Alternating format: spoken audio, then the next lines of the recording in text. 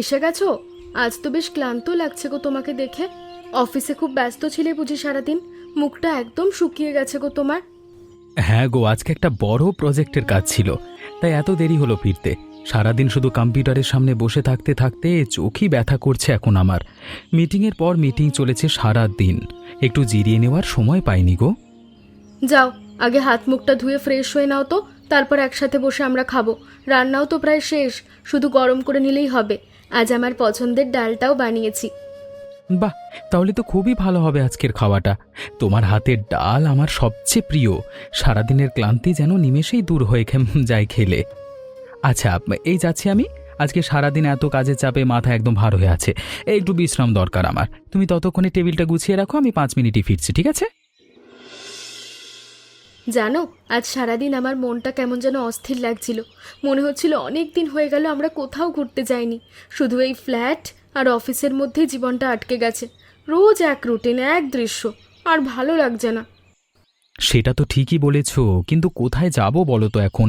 এ শহরের কাছাকাছি তেমন ভালো কোনো জায়গাও তো ঘুরে আসবার মতো নেই। আর ছুটির তো বেশি, ছুটিও তো বেশি নেই হাতে। শহরের কথা কেন বলছো? গ্রামের কথা ভাবো না একবার। অনেক দিন তো ছোটবেলার তোমার সেই গ্রামেও যাওয়া হয়নি। মাটির গন্ধ, সবুজ মাঠ, সেসব তো আমরা প্রায় ভুলেই গেছি শহরে থেকে থেকে। গ্রামে গ্রামে গিয়ে আর কি করব বলো তো? ওখানে তো আমাদের নিজেদের কেউ নেই এখন। বাবা মায়ের ঘরটাও তো বহুদিন বন্ধ হয়ে পড়ে আছে, শুধু শুধু গিয়ে লাভ কি হবে বুঝতে পারছি না। কেন? তুমি যে সারাক্ষণ বিনয়ের কথা বলো, তার কথা ভুলে গেলে নাকি? এত বছরের বন্ধুত্ব, আর তুমি বলছো গ্রামে কেউ নেই? নিজের কথাই তো মনে থাকে না তোমার মাঝে মধ্যে। তুমি ঠিকই বলেছ কমলা, আমারই ভুল হয়ে গেছে। বিনয়ের কথা মাথাতেই ছিল না এতক্ষণ। অথচ ও তো আমার জীবনের সবচেয়ে গুরুত্বপূর্ণ একজন মানুষ। কি যে ব্যস্ততায় মানুষ এভাবে নিজের প্রিয়জনদের ভুলে যায়, ভাবলেই অবাক লাগে আমার। হ্যাঁ গো, শহরের এই যান্ত্রিক জীবনে আমরা সবাই একটু একটু করে হারিয়ে ফেলি নিজেদের আসল মানুষগুলোকে। ভালো হলো আজ তুমি মনে করলে বিনয়ের কথা। এবার সত্যিই যাওয়া উচিত ওর কাছে।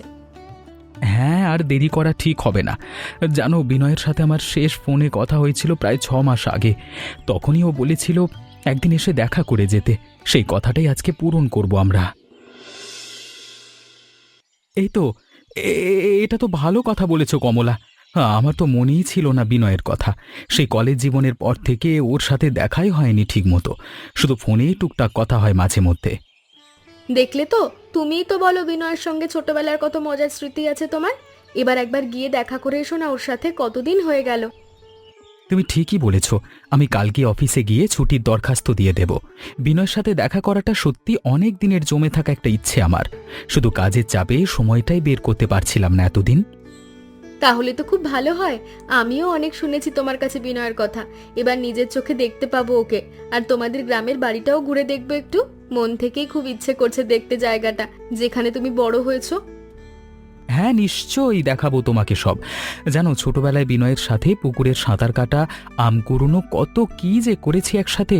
সেসব কথা মনে পড়লে এখনো হাসি পায় আমার। তোমাকে সব জায়গা ঘুরিয়ে দেখাবো। তাহলে আর দেরি কেন?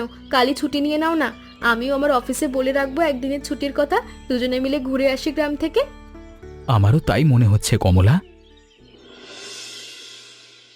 ছুটি নিয়ে নিয়েছি অফিস থেকে। বস প্রথমে একটু আপত্তি করেছিলেন, কিন্তু পরে রাজি হয়ে গেলেন। আজই বেরিয়ে পড়ব আমরা। বেশি দেরি করলে সন্ধ্যার আগে পৌঁছাতে পারবো না। একটা কথা, বিনয়ের বাড়ির অবস্থা তো তেমন ভালো না বলেছিলে আমাকে। ওরা যদি খুব খরচ করে ফেলে আমাদের জন্য, তাহলে তো ওদেরই কষ্ট হবে। সেটা আমি চাই না। সেটা নিয়ে চিন্তা করো না। আমরা তো বন্ধু হিসেবে যাচ্ছি, কোনো বড়লোকই দেখাতে যাচ্ছি না। বিনয় যা খাওয়াবে তাতেই আমি খুশি থাকব। ওর ভালোবাসাটাই তো আসল। টাকা পয়সা দিয়ে বন্ধুত্ব মাপা যায় না কখনো। তা ঠিক বলেছ। আচ্ছা, ব্যাগ গোছানো তো শেষ। এবার বেরিয়ে পড়া যাক তাহলে। অনেকদিন পর একটা নতুন জায়গায় যাচ্ছি। মনটা কেমন উত্তেজনায় ভরে যাচ্ছে আমার। চলো তাড়াতাড়ি বেরোনো যাক এখন। হ্যাঁ, চলো। বাইরে তাকিয়ে দেখো তো, কি সুন্দর সবুজ মাঠ চারিদিকে। শহরে তো এমন দৃশ্য দেখাই যায় না কোথাও। মনটা আমার খুব ভালো হয়ে যাচ্ছে দেখে। হ্যাঁ, এই দৃশ্যটাই তো আমি মিস করি সবচেয়ে বেশি শহরে থাকতে থাকতে। ছোটবেলায় রাস্তা দিয়ে সাইকেল চালিয়ে স্কুলে যেতাম বিনয়ের সাথে। প্রতিদিন এই মাঠগুলো দেখতে দেখতে যাতায়াত করতাম দুজনে। এত শান্তিপূর্ণ একটা দৃশ্য চোখ ফেরাতেই ইচ্ছা করছে না আজ আমার। তোমার ছোটবেলার কথা শুনলে আমার মনে হয় আমিও যদি সেই সময়টা তোমার সঙ্গে থাকতে পারতাম তাহলে কত মজা হতো। তোমাদের দুজনের বন্ধুত্বের গল্প শুনতে আমার সব সময় ভালো লাগে। অভিলাষ, তুই এতদিন পর বিশ্বাসই হচ্ছে না আমার চোখকে। হঠাৎ কি মনে করে এলি বলতো? আমাকে একটু ফোনও করলি না আগে থেকে জানানোর জন্য বাবা। কতদিন পর তোকে দেখলাম রে, তোর কথা খুব মনে পড়ছিল, তাই আর দেরি না করেই চলে এলাম। ভাবলাম সারপ্রাইজ দেবো তোকে। ভালো লাগছে তোকে দেখে, বলে বোঝাতে পারবো না। আয় আয় ভেতরে আয়, বাইরে থাকিস না। কত বছর হয়ে গেল আমাদের শেষ দেখা হওয়ার পর, একেবারে ভুলেই গেছি রে। হ্যাঁ, কি যে বলিস, তোকে ভুলি কিভাবে বলতো? কাজের চাপে এতদিন আসতে পারিনি, তার জন্য মনে খুব খারাপও লাগতো। আজকে যখন এলামই তখন ভালো করে সময় কাটাবো তোদের সাথে। বিনয়, এই আমার স্ত্রী কমলা। তোর কথা তোকে অনেক বলেছি, আজকে তোর সাথে দেখা করাতে নিয়ে এলাম ওকে। তোর কথা শুনে শুনে তো এখন তোকে তোকে চেনার মতোই হয়ে গেছে। বৌদি, আপনার কথা তো অভিলাষ ফোনে সব সময় বলে। আজকে এত দূর থেকে এসেছেন আমাদের ছোট্ট গ্রামে, এতেই আমার খুব ভালো লাগছে। অভিলাষ তো ফোনে সব সময় আপনার কথাই বলে, আজকে সামনাসামনি দেখে খুব ভালো লাগছে। আমারও তো অনেক দিনের ইচ্ছে ছিল আপনার সঙ্গে দেখা করার বিনয়দা। অভিলাষের মুখে আপনার এত গল্প শুনেছি যে আজ সামনাসামনি দেখে মনে হচ্ছে সত্যি অনেক দিনের পরিচিত মানুষ আপনি।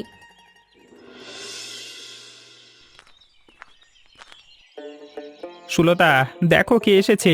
এ হচ্ছে অভিলাষ, আমার ছোটবেলার বন্ধু, যার কথা তোমাকে কতবার বলেছি আমি। ও আর ওর স্ত্রী কমলা এসেছে আজকে আমাদের বাড়িতে। ওমা, তাই নাকি? আসুন আসুন, বসুন এখানে। এত বছর ধরে যার নাম শুনেছি আজ তাকে সামনাসামনি দেখবো ভাবতেই পারিনি। খুব ভালো লাগছে আপনাদেরকে দেখে।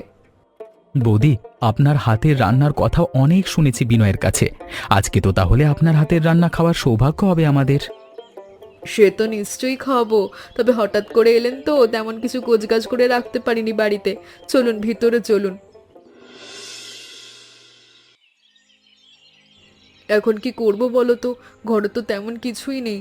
এত বছর পর তোমার বন্ধু এলো আর আমাদের হাতে ভালো কিছু রান্না করার মতো জিনিসও নেই। আমার তো এখন থেকে টেনশন হচ্ছে, কি দেবো ওদের বলো তো। চাল তো অনেক আছে, কিছু মানে চাল তো আছে কিছুটা, কিন্তু মাছ মাংস কিছুই তো নেই ঘরে। বাজারেও যাওয়ার মতো সময় নেই এখন। ওরা তো এসেই বসে আছে, এখন গেলেও ফিরতে ফিরতে অনেক দেরি হয়ে যাবে।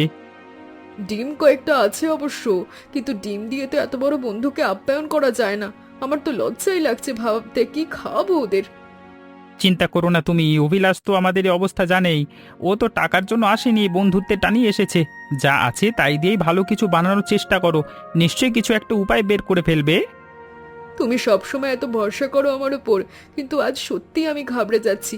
এত বছর পর তোমার এত কাছের বন্ধু এলো, তার সামনে যদি ভালো কিছু দিতে না পারি তাহলে তো তোমারও মুখটা ছোট হবে।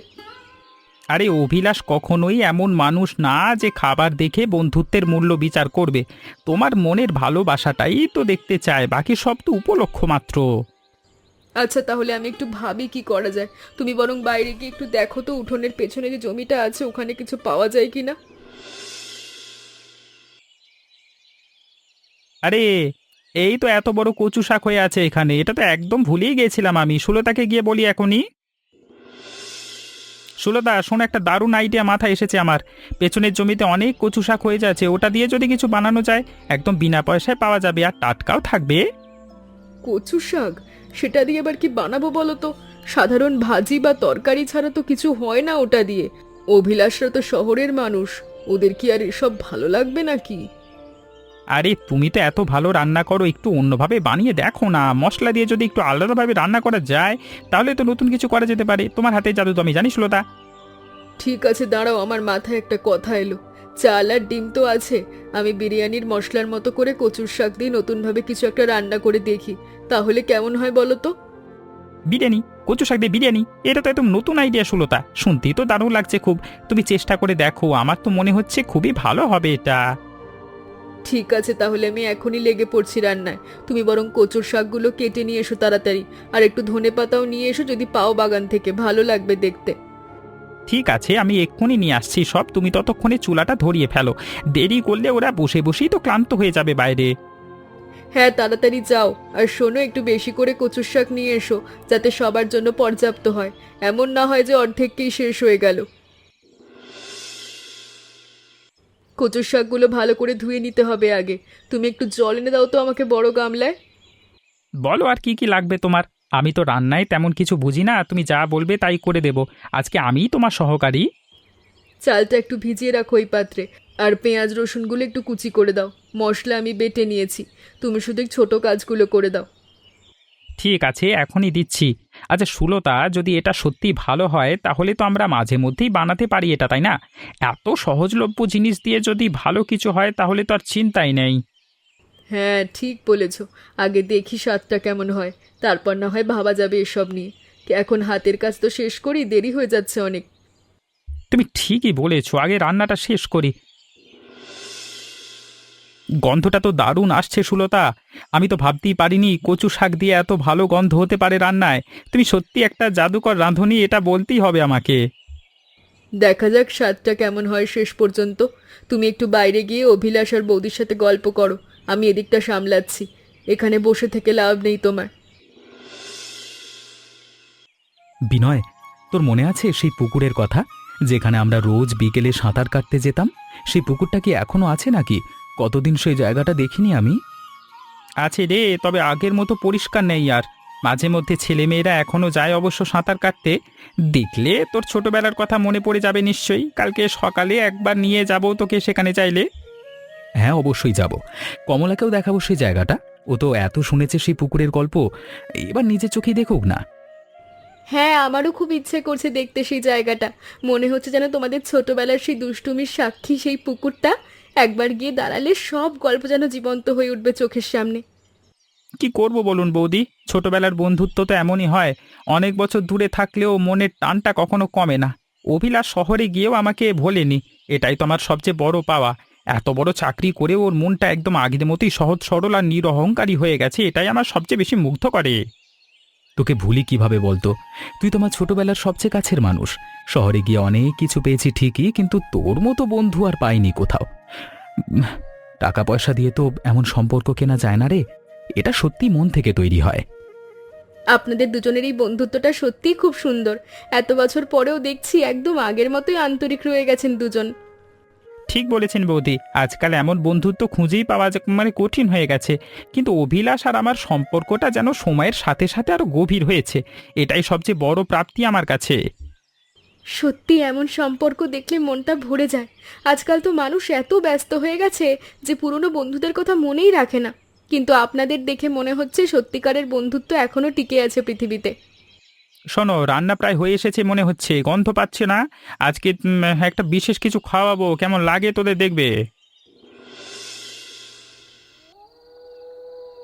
এই নিন বিশেষ পদ, একটু অন্যরকম কিছু বানিয়েছি, আশা করি ভালো লাগবে আপনাদের। বেশি কিছু করে উঠতে পারিনি হঠাৎ এলেন বলে, তবে মন দিয়ে বানিয়েছি। বৌদি, আপনি এত বিনয়ী কেন হচ্ছেন? আমরা তো এখনো চোখেই দেখিনি, তার আগেই এত কথা বলছেন। আগে খেয়ে দেখি, তারপর বলবো কেমন হয়েছে। কি সুন্দর গন্ধ আসছে! এটা কি রান্না বৌদি? দেখেই তো ইচ্ছে করছে খেতে আমার। এমন গন্ধ আগে আমি কখনো পাইনি। এটা আসলে কচুর শাকের বিরিয়ানি। ঘরে তেমন কিছু ছিল না, তাই একটু নিজের মতো করে বানিয়ে ফেললাম।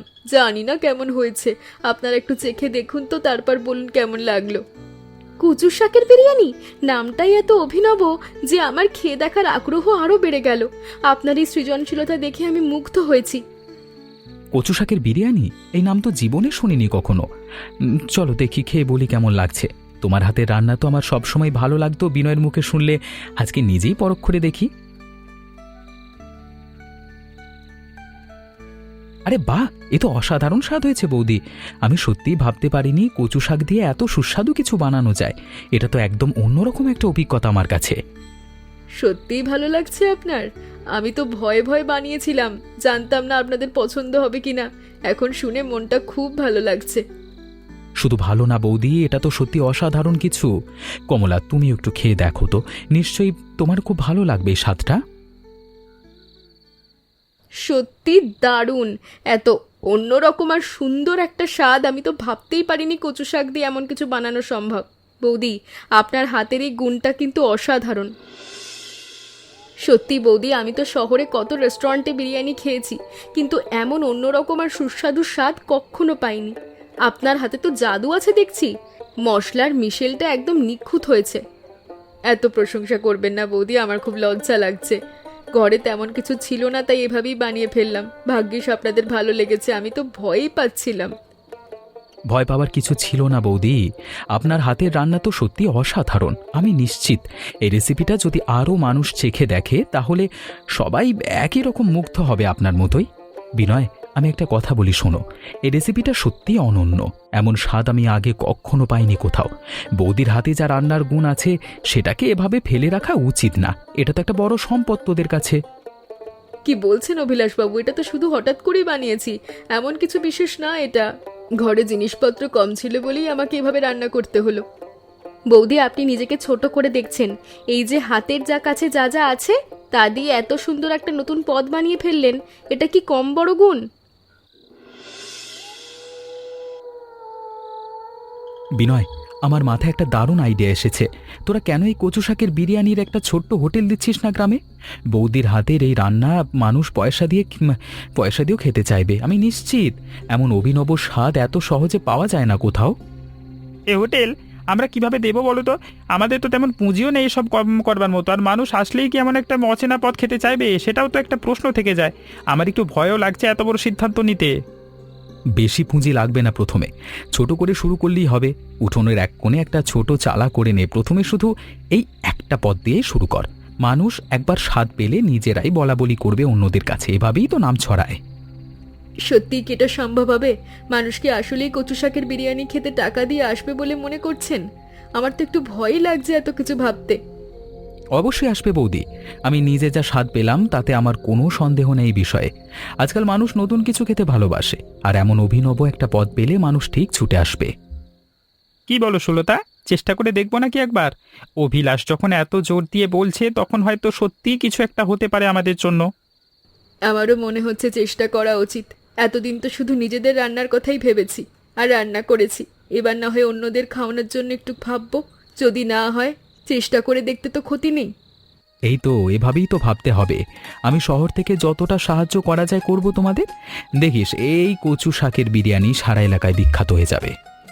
ধন্যবাদ রবিলাস, তুই নাইলে আইডিয়াটা মাথায় আসতো না আমাদের। তোর এই বন্ধুত্বের জন্য আজকে আমরা নতুন কিছু শুরু করবার সাহস পেলাম। এতে ধন্যবাদের কিছু নেই বিনয়, বন্ধুরা তো একে অপরের পাশে থাকার জন্যই। তোর আর সুলতা বৌদির এই ভালোবাসা, এই আন্তরিকতা, এটাই তো সবচেয়ে বড় জিনিস আমার কাছে। আপনারা দুজনে এসেছেন বলেই আজ আমাদের জীবনে একটা নতুন সম্ভাবনার দরজা খুলে গেল। আপনাদের এই আশাটা সত্যি আমাদের জন্য একটা আশীর্বাদ হয়ে দাঁড়ালো।